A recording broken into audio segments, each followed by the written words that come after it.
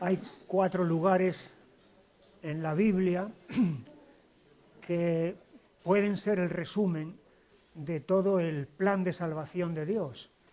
Y esos lugares se resumen en una palabra que es la palabra huerto.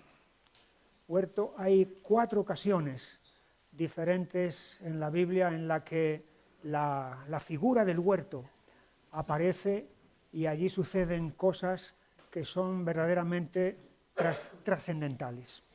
La primera vez que vemos esta palabra es en el libro del Génesis, en el capítulo 2 y versículo 8, Génesis 2, 8, dice: el Señor Dios plantó un huerto en Edén, al oriente, y puso allí al hombre que había formado.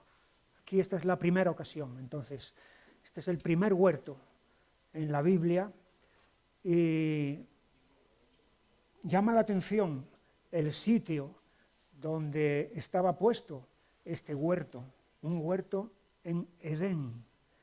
Y la palabra Edén significa delicias, delicias. Así que a este huerto le podríamos denominar el huerto de las delicias. Aquí ya se desprende una importante enseñanza, porque hay quienes piensan que Dios es una especie de aguafiestas, que se complace en acribillarnos, en prohibirnos, en hacernos la vida imposible, en ponernos una camisa de fuerza, y se divulga toda esa idea, toda esa falsa idea acerca de Dios. Pero este texto que acabo de leer, el Señor Dios plantó un huerto en Edén, entonces es el huerto de las delicias, indica que la verdadera delicia, que la auténtica delicia viene de Dios. Él es el autor de esas delicias. Y allí es donde puso Dios al hombre. Y la delicia era perfecta, porque había una sintonía total, una armonía total. En primer lugar, consigo mismo. A veces podemos no tener armonía con nosotros mismos porque dentro de nosotros hay una guerra civil entre dos lados, entre dos opciones que están continuamente batallando y peleándose. Pero tal no era el caso aquí. Aquí había una armonía perfecta, interior, en lo personal. Y luego, cuando Dios le trae a Eva, a Adán, esa armonía también perfecta se va a extender a las relaciones horizontales, a la relación conyugal, de tal manera que hay una delicia en esa relación conyugal. Hay también una armonía perfecta en la relación con el ambiente, con lo que rodea. No hay ningún desequilibrio, no hay ninguna perturbación que estropee la relación entre el ser humano y el entorno. Todo está en un perfecto equilibrio. Y por supuesto está la armonía que el ser humano tiene con su Creador, tiene con Dios. Y de esa perfecta armonía es de donde nacen las otras armonías. Así que no hay duda de que estamos aquí ante el huerto de las delicias en el que Dios puso al hombre, puso al ser humano. Pero va a ser allí precisamente, en este huerto de las delicias, donde va a hacer acto de presencia alguien que va a presentar otras delicias que parecen ser superiores a las delicias que Dios les ha concedido a ellos. Y las delicias que ellos no conocen, que supuestamente Dios les ha prohibido, y si hacen caso de ese mensaje, de estas delicias, entonces van a alcanzar la cima, van a alcanzar la cumbre. Allí lo tenemos, ¿no? En el capítulo 3 y versículo 5. Sabe Dios que el día que comáis de él serán abiertos vuestros ojos y seréis como Dios sabiendo el bien y el mal. Y vio la mujer que el árbol era bueno para comer y que era agradable a los ojos y árbol codiciable para alcanzar la sabiduría, y tomó de su fruto y comió, y dio también a su marido, el cual comió, así como ella. Bueno para comer, agradable a los ojos, codiciable para alcanzar la sabiduría. El todo está ahí.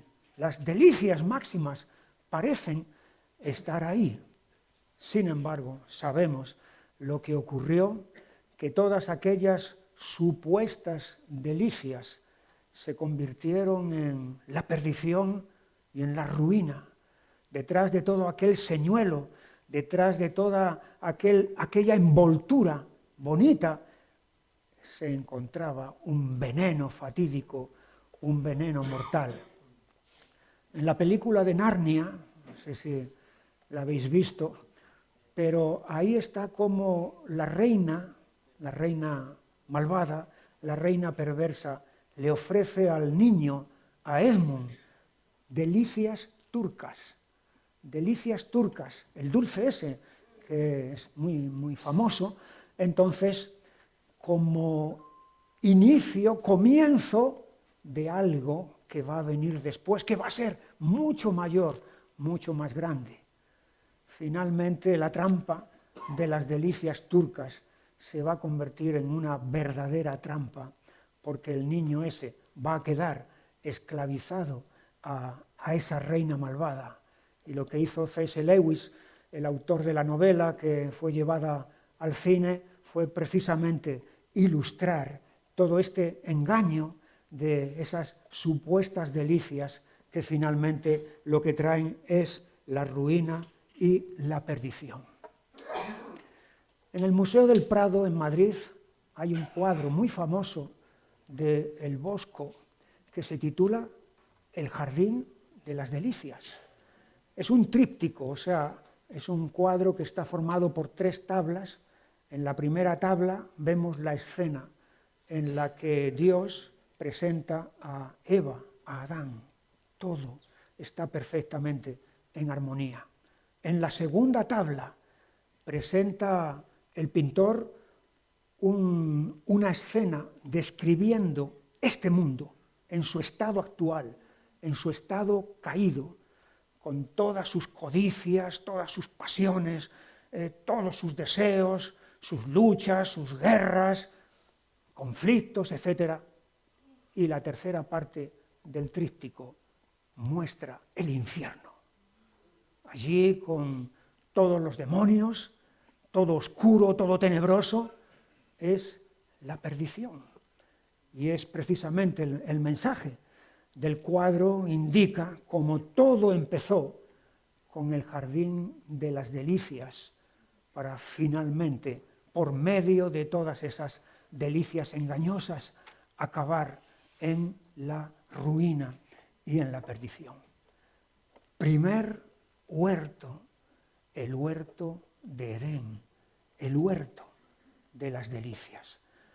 Con la pérdida de ese huerto, porque se perdió, y se perdió además para siempre, vinieron todas las tragedias y todas las miserias que envuelven a este mundo a partir de entonces. Y Dios los expulsó de ese huerto, como dice allí en el capítulo 3 y versículo 23, y lo sacó el Señor del huerto de Edén para que labrase la tierra de que fue tomado. Echó pues fuera al hombre y puso al oriente del huerto de Edén querubines y una espada encendida que se revolvía por todos lados para guardar el camino del árbol de la vida. Así que se trata de una pérdida irreversible, de una pérdida irrecuperable. Y por más que los seres humanos nos hayamos inventado métodos ficticios para tratar de otra vez recuperar ese estado de bienaventuranza y de armonía, todos esos métodos han demostrado ser auténticos fracasos, que lo que han hecho, lo que hacen es empeorar todavía más nuestra condición. Y un método que está a la orden del día es precisamente acudir, echar mano de ciertas sustancias para tratar de otra vez entrar en ese estado de felicidad. Sabemos lo que pasa, ¿verdad? Con todo eso, que eso se convierte en una cadena que acaba esclavizándonos y acaba llevándonos a la antesala del infierno ya aquí, en esta tierra. El huerto de las delicias perdido. El segundo huerto que tenemos en la Escritura lo vemos en el Evangelio de Juan, en el capítulo 18.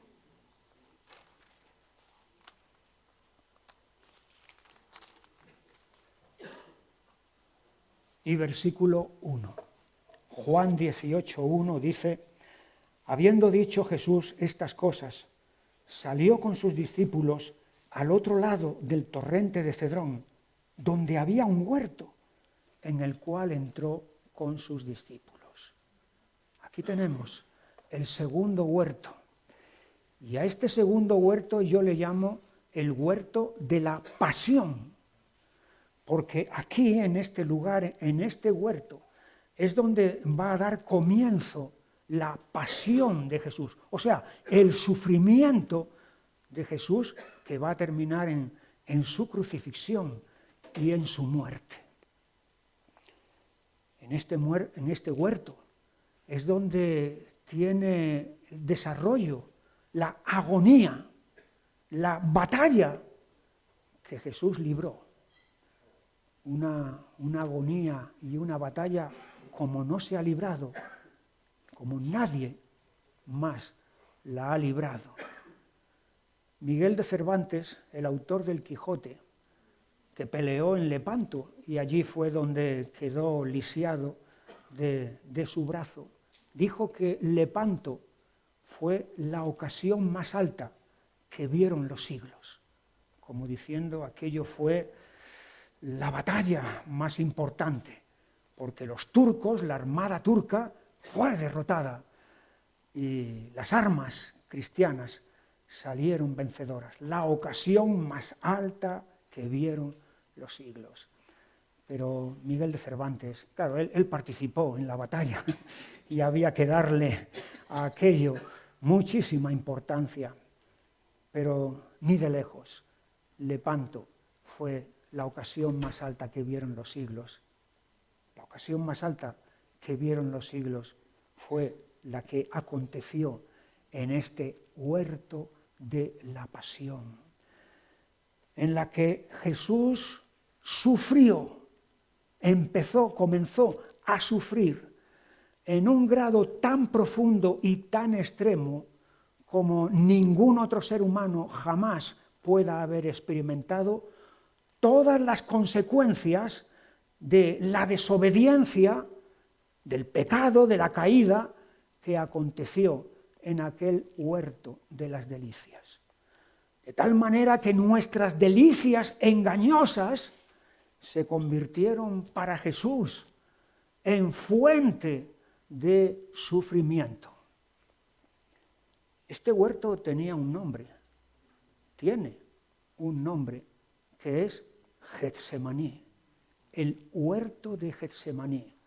Y la palabra Getsemaní significa prensa de aceite, porque allí estaban los olivos, se le llama también monte de los olivos, huerto de los olivos, y allí estaba la prensa de aceite, Getsemaní.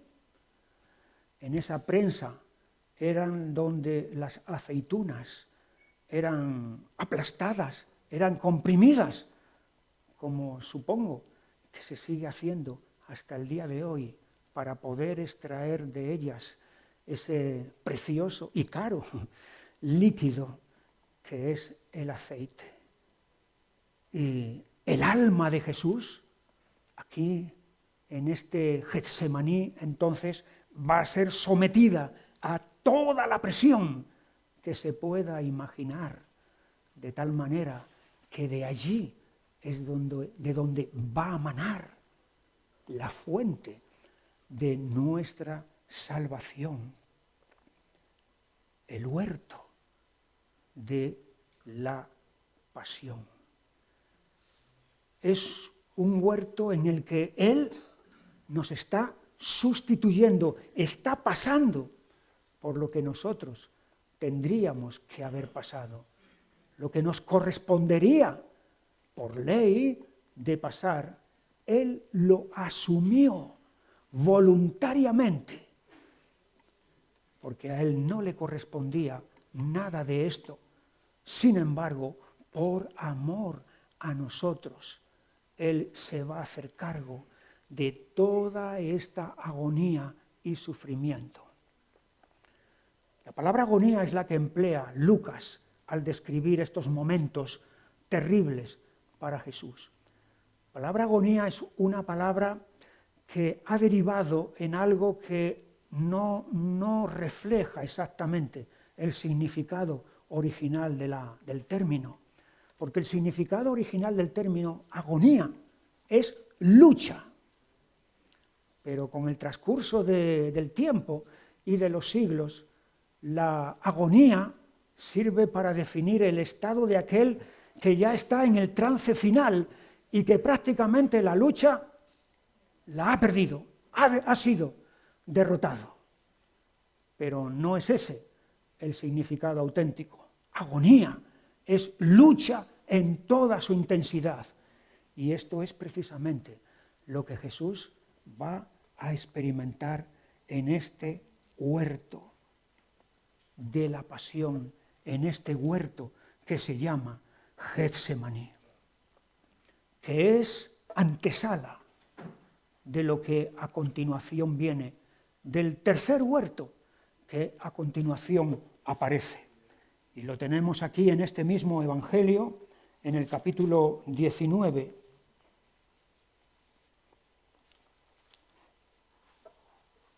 y versículo 41. Y en el lugar donde había sido crucificado había un huerto, y en el huerto un sepulcro nuevo en el cual aún no había sido puesto ninguno. Fíjate, en el lugar donde había sido crucificado, Gólgota, Calvario, allí mismo, allí al lado, había un huerto. Y en ese huerto hay un sepulcro nuevo en el que nadie ha sido puesto antes, y allí es donde Jesús va a ser enterrado. Es el huerto de la muerte. El huerto de la muerte. Lo que comenzó siendo el huerto de la pasión va a desembocar en el huerto de la muerte. Sí, porque esa pasión va a tener una continuidad en cuestión de horas. Con todo el relato que Juan y los otros evangelistas nos han dejado de sus comparecencias, la comparecencia de Jesús ante el Sanedrín y ante Pilato y ante Herodes, y la vuelta otra vez a Pilato y la condena y todo el trayecto para ir hasta el Calvario, con todos los ultrajes y todos los insultos y desafíos y el hecho mismo de la crucifixión, hasta terminar en la misma muerte de Jesús. De tal manera que aquí, en este huerto donde hay un sepulcro nuevo, es donde Jesús fue puesto. El hecho de que exista este huerto con este sepulcro tiene una lección muy importante detrás, porque significa que su muerte fue real, fue verdadera, fue una muerte en toda la extensión de la palabra. Jesús no quedó desmayado en la cruz, como algunos intentan hacernos creer para decir, no, si no resucitó, porque en realidad, como no murió, pues entonces no resucitó. No, el hecho de que exista este huerto donde Jesús fue puesto en este sepulcro, certifica, confirma que Él verdaderamente murió. Y esto nos lleva a otra lección también igualmente importante. Si Él murió, entonces pagó el precio que hacía falta pagar para que nuestro pecado fuera quitado, para que la justicia de Dios quedara propiciada. Porque la justicia de Dios demandaba castigo sobre el pecado, demandaba muerte sobre el pecado.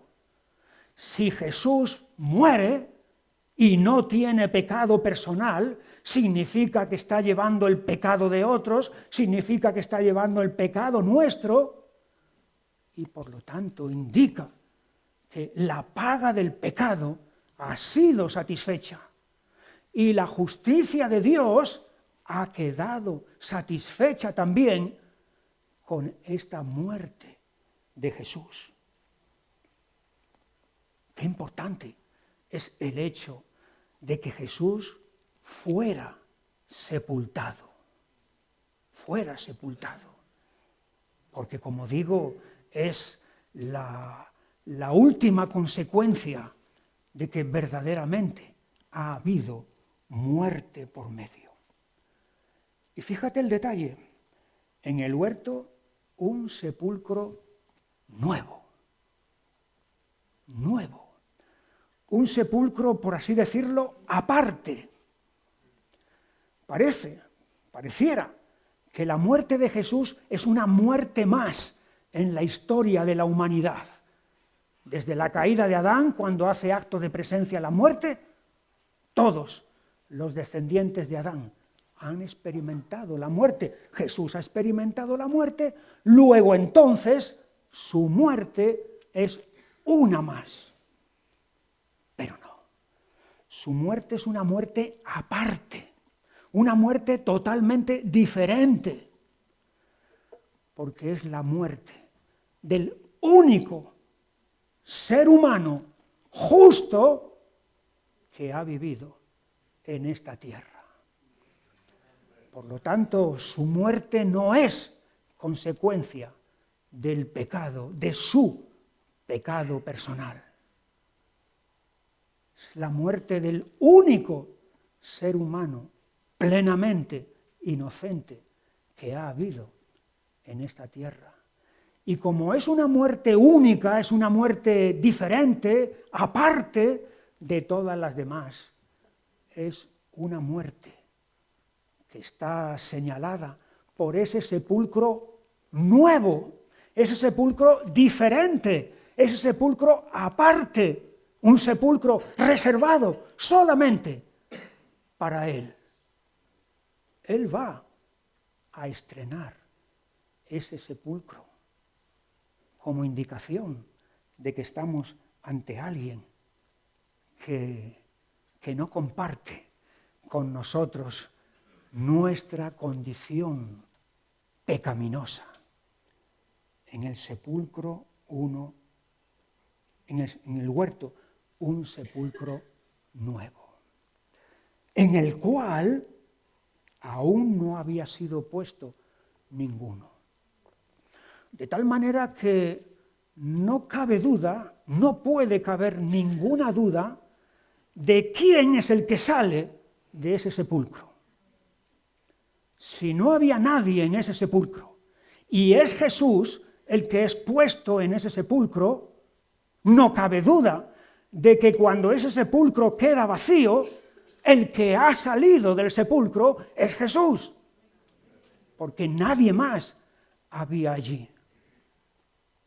Si allí hubiera habido unos cuantos cadáveres, como ocurre en las sepulturas nuestras, que están bajo tierra, donde 4, 6, los que entren ahí, aquí podía haber habido confusión. Vamos a ver, pero ¿cuántos estaban dentro de ese sepulcro? ¿Cuántos cuerpos había? ¿3, 4, 5? Entonces, ¿quién sabe si sigue estando ahí o no? No hay la menor duda, en el cual aún no había sido puesto ninguno. Este es el sepulcro, el huerto, de la muerte, por causa nuestra, de nuestros pecados. Pero este mismo sepulcro, que geográficamente está tan cerca de Gólgota, es el mismo sepulcro, el mismo huerto que se va a convertir en huerto de la vida. Allí tenemos en este mismo capítulo 20, Versículo 11. Pero María estaba fuera llorando junto al sepulcro. Y mientras lloraba se inclinó para mirar dentro del sepulcro y vio a 2 ángeles con vestiduras blancas que estaban sentados, el uno a la cabecera y el otro a los pies, donde el cuerpo de Jesús había sido puesto. Y le dijeron: mujer, ¿por qué lloras? Les dijo: porque se han llevado a mi Señor y no sé dónde le han puesto. Cuando había dicho esto se volvió y vio a Jesús que estaba allí, mas no sabía que era Jesús. Jesús le dijo: mujer, ¿por qué lloras? ¿A quién buscas? Ella, pensando que era el hortelano, el encargado del huerto, le dijo: Señor, si tú lo has llevado, dime dónde lo has puesto, y yo lo llevaré. Jesús le dijo: María. Volviéndose ella le dijo: Raboni, que quiere decir maestro. Este mismo huerto de la muerte se convierte en el huerto de la vida y de la resurrección de Jesús. No una resurrección como las que anteriormente habían acontecido con Lázaro, el hijo de la viuda de Naín, o los muchachos aquellos que Eliseo y Elías habían resucitado, etcétera, porque todos esos volvieron otra vez a morir, sino aquí se convierte en un huerto de la vida con mayúscula y de la resurrección con mayúscula, de la resurrección para siempre. De tal manera que este huerto que fue de la muerte es huerto de la vida, es huerto del triunfo de Cristo. Y en ese triunfo suyo, entonces, los que hemos creído en Él, también tenemos nuestro triunfo sobre la muerte. Tendremos físicamente nuestro triunfo sobre la muerte. El huerto de las delicias, el huerto de la pasión, el huerto de la muerte, el huerto de la vida. Y hay un último huerto. No aparece la palabra, pero aparece la escena, aparece la imagen allí. Lo tenemos en el libro de Apocalipsis.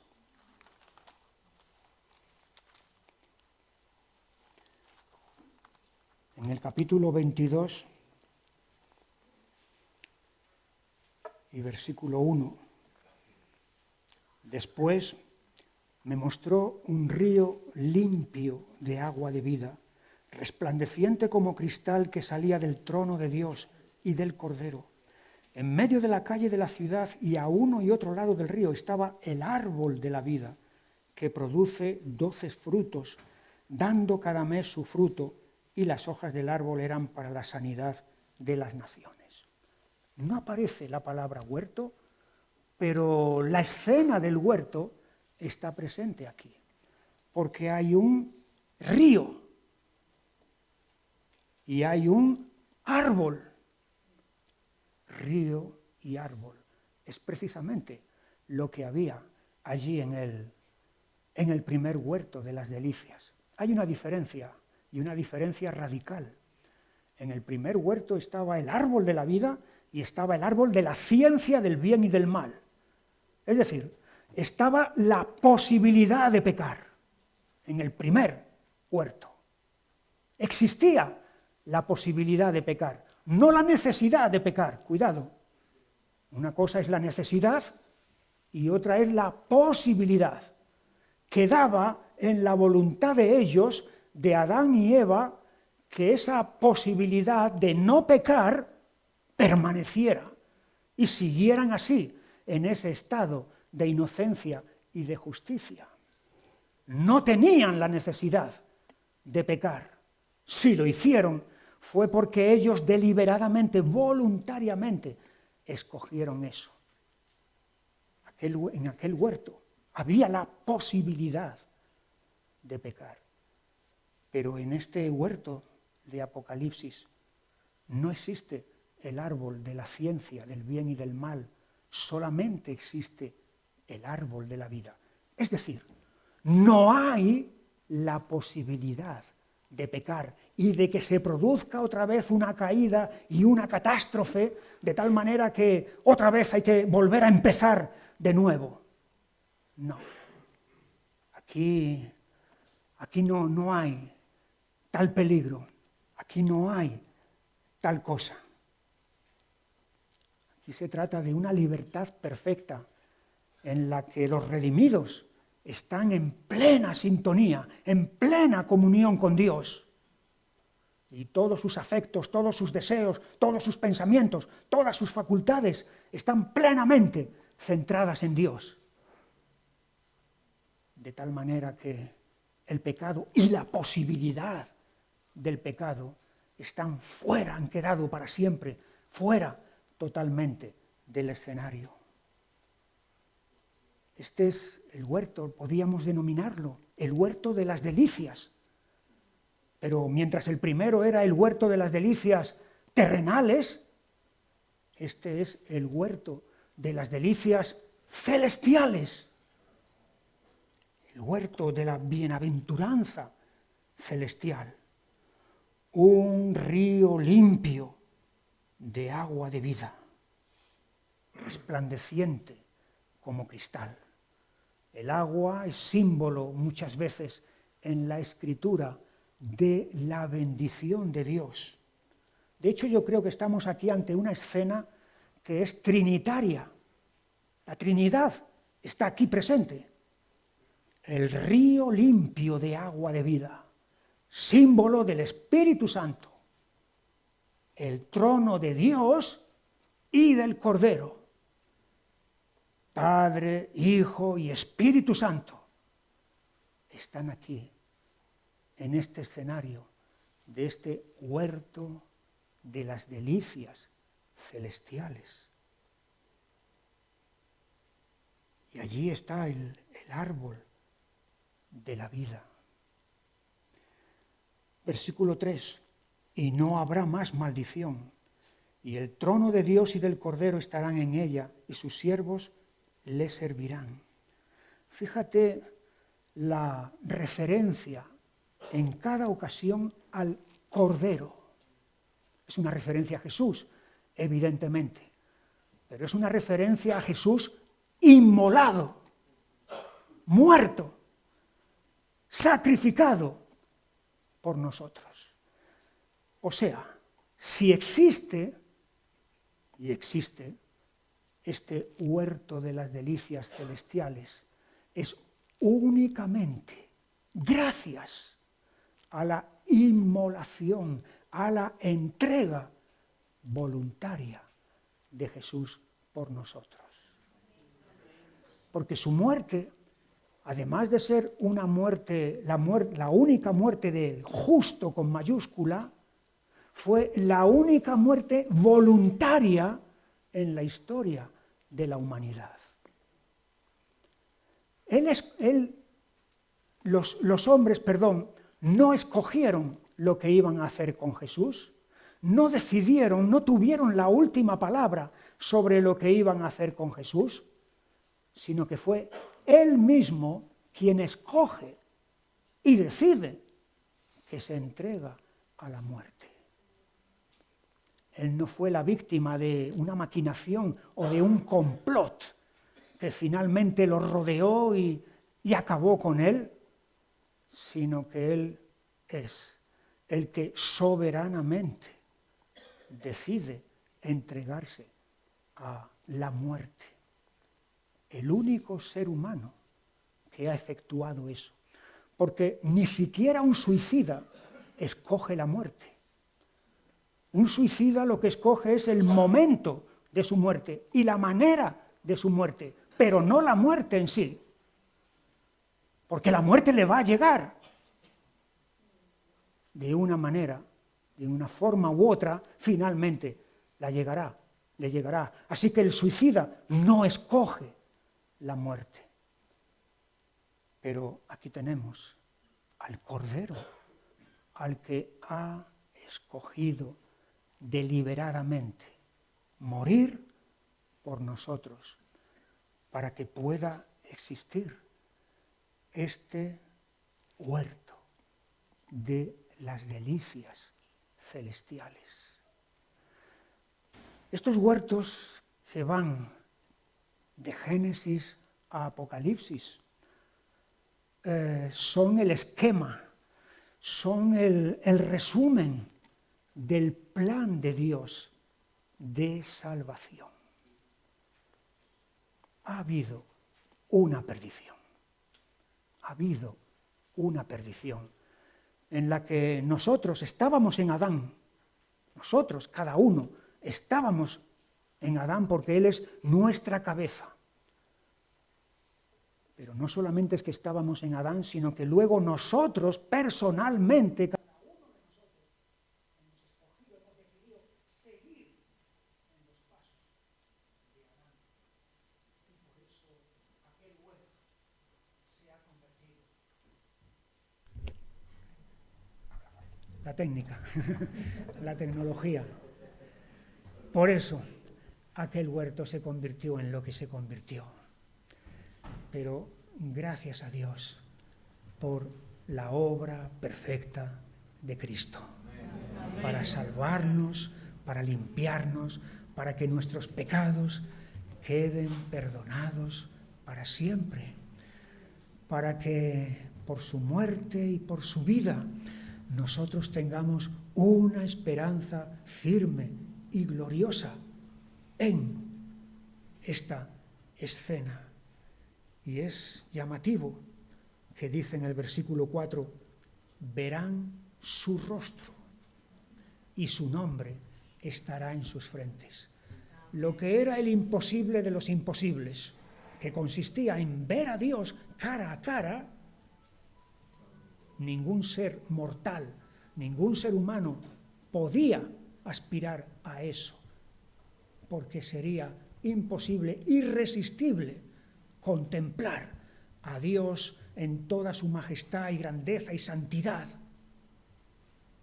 Aquí es hecho posible, es la visión directa de Dios, y en esto consiste la bendición de las bendiciones, la bienaventuranza suprema.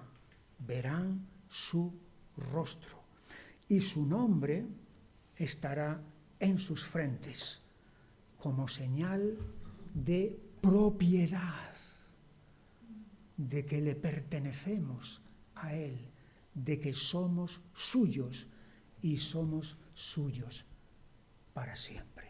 Amén. ¿Has puesto tu confianza en Jesús? ¿Has puesto tu fe en aquel que dio su sangre para pagar por tus pecados? Si no lo has hecho todavía, hazlo ahora mismo para que puedas recibir el beneficio y la bendición de esa muerte suya, y de esa manera puedas estar un día en este huerto de las delicias celestiales. Vamos a orar.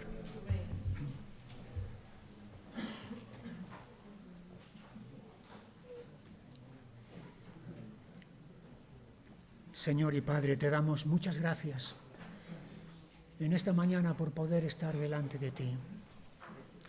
Y te damos gracias, Señor, por ese maravilloso y perfecto plan de salvación que tú has preparado, Señor, desde antes de la fundación del mundo, sabiendo ya lo que iba a pasar, sabiendo, Señor, lo que íbamos a hacer.